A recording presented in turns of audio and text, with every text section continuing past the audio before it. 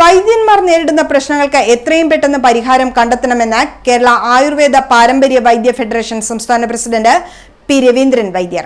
അതിന്റെ ഭാഗമായി പാരമ്പര്യ വൈദ്യത്തിന് മാത്രമായി ഒരു സംസ്ഥാന കൗൺസിൽ രൂപീകരിച്ച് പാരമ്പര്യ വൈദ്യത്തെയും അതുവഴി വൈദ്യന്മാരെയും സംരക്ഷിക്കാൻ സർക്കാർ സത്വര നടപടികൾ സ്വീകരിക്കണമെന്നും പി രവീന്ദ്രൻ വൈദ്യർ വാർത്താ സമ്മേളനത്തിൽ ആവശ്യപ്പെട്ടു. 2005 മുതൽ നടപ്പിലാക്കിയ പാരമ്പര്യ വൈദ്യന്മാരുടെ ലൈസൻസ് പുതുക്കി നൽകണമെന്നും പാരമ്പര്യ വൈദ്യ ഫെഡറേഷൻ സംസ്ഥാന കോർ കമ്മിറ്റിയുടെ അടിയന്തര യോഗത്തിലൂടെ സർക്കാരിനോട് ആവശ്യപ്പെട്ടതായി രവീന്ദ്രൻ വൈദ്യർ പറഞ്ഞു. വംശനാശ ഭീഷണി നേരിടുന്ന പല ഔഷധ സസ്യങ്ങളെയും കണ്ടെത്തി പരിപാലിക്കുന്ന വൈദ്യന്മാരാകിയാൽ പഞ്ചായത്ത് തലത്തിൽ അതിനുവേണ്ട നടപടികൾ കൈക്കൊള്ളണമെന്നും ഭാരവാഹികൾ ആവശ്യപ്പെട്ടു.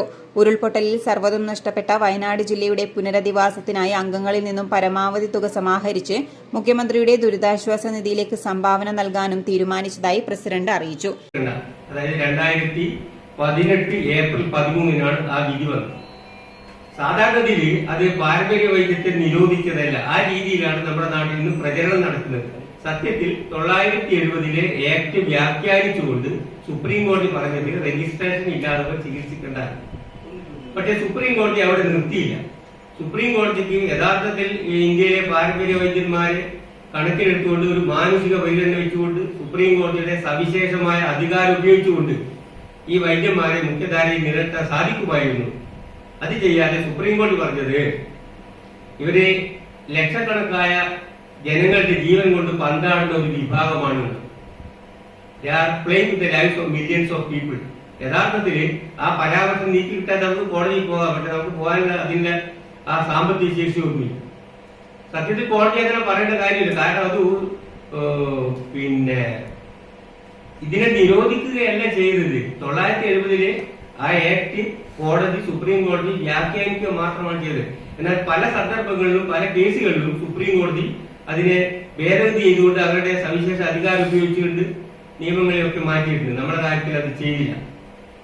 പക്ഷേ അവിടെ ഒരു പ്രശ്നം എന്താ വെച്ചാല് 970 ഇന്ത്യൻ പാർലമെന്റ് ഈ നിയമം പാസാക്കുമ്പോഴും 2018 സുപ്രീം കോടതി ഈ കേസിൽ ഇങ്ങനെ ഒരു വിധി കൽപ്പിക്കുമ്പോഴും കോടതിയോ പാർലമെന്റോ കാണാതെ പോയ ഒരു നിയമമുണ്ട്.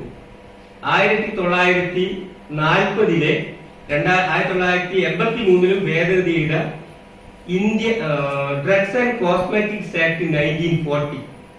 അതിലെ 33 EEC ആക്ട് പ്രകാരം പാരമ്പര്യ വൈദ്യന്മാർക്ക് അവരുടെ ചികിത്സക്ക് ആവശ്യമായ ഔഷധങ്ങൾ നിർമ്മിക്കാൻ യാതൊരു തടസ്സവുമില്ല, ലൈസൻസ് ആവശ്യമില്ല എന്ന് പറഞ്ഞിട്ടുണ്ട്. സുപ്രീം കോടതിയോ പാർലമെന്റോ ഈ നിയമത്തെ മറികടക്കുകയോ അല്ലെങ്കിൽ ഈ നിയമത്തെ ക്യാൻസൽ ചെയ്യുകയോ ചെയ്തിട്ടില്ല. ജനറൽ സെക്രട്ടറി KE സേതുമാധവൻ ഗുരുക്കൾ, S സജു വൈദ്യർ, PK ചന്ദ്രൻ വൈദ്യർ, KV കൃഷ്ണപ്രസാദ് വൈദ്യർ എന്നിവരും പങ്കെടുത്തു.